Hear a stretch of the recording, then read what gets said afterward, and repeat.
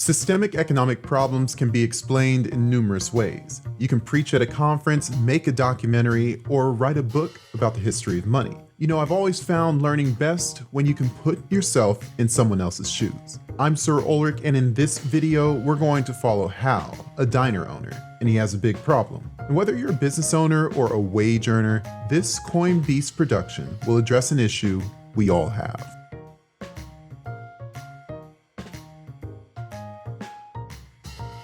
Hal works day in and day out, year in and year out at his diner. Over the course of several years, he has improved the diner's quality and efficiency thanks to his growing pool of knowledge and access to improving technology. And yet, the break-even price for Hal to maintain profitability slowly marches upward. Now, if Hal's customers want to continue purchasing from him, they need increasingly more money in order to afford it. While Hal is working to make things better for his customers, something is preventing his customers from being able to realize Hal's efficiency gains as a result of years of hard work. From a customer perspective, Hal seems to be struggling since he must continually charge more to stay in business. From Hal's perspective, he is increasing productivity, but the rising input cost squeezes him to the point where he has to raise prices. Logically, we would expect an increase in productivity to lead to reduced prices, as each unit of output becomes easier to create, right? And yet, we actually observe the exact opposite. Productivity increases are captured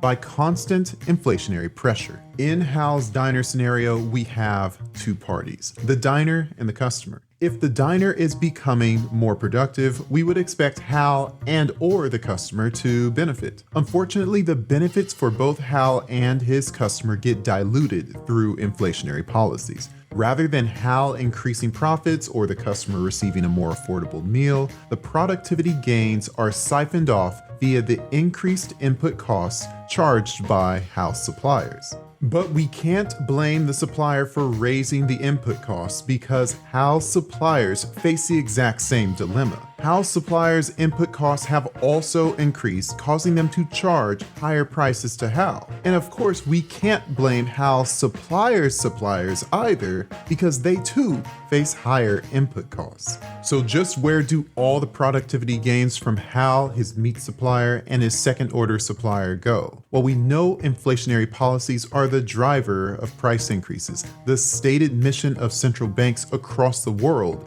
is to stimulate the economy via inflation. Thus, if we trace the chain of rising input costs to its source, i.e. inflationary policies, we'll find out the parties closest to the inflationary policy capture productivity gains of society. In other words, the party who first receives newly created money increases its purchasing power, causing a relative decrease in the purchasing power of everyone else. This is called the Cantillon Effect. Simply put, those closest to the new money win, while those furthest away from the new money lose. While Hal's diner was on the losing end, we can view the winning side of the Cantillon Effect with another simple example. If Haley's car dealership creates a fresh $1 million out of thin air, she can instantly afford to buy more goods and services than her peers. If she spends the $1 million on new inventory, her suppliers gain an advantage over their competitors. As the second-order recipient of this $1 million, the suppliers have an advantage over everyone except for Haley, the original recipient. The suppliers can now increase their resources thanks to a freshly created $1 million,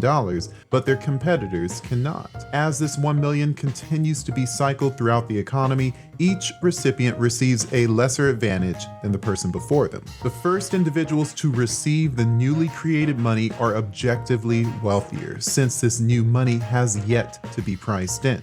They'll see their income go up before their costs rise to reflect the increased amount of money in the system. Down the chain, however, people only feel wealthier. But in reality, it's just a mirage. They have more money than before, but so does everyone else. This is Hal's exact scenario. He receives more revenue, but so do his suppliers and competitors. In other words, those receiving the new money last will be forced to chase higher incomes in order to keep up with rising costs. The winners of the Cantillon Effect are those lucky enough to participate in the rising incomes cascading down throughout the economy, starting with the recipients of the new money. The losers are those unlucky enough to be hit with increased costs perpetuated by the rising incomes of the winners. Now you may ask, where does Bitcoin fit in all this? Well, in the current system, the new money is created by the wealthy and powerful, giving them and anyone closely interacting with them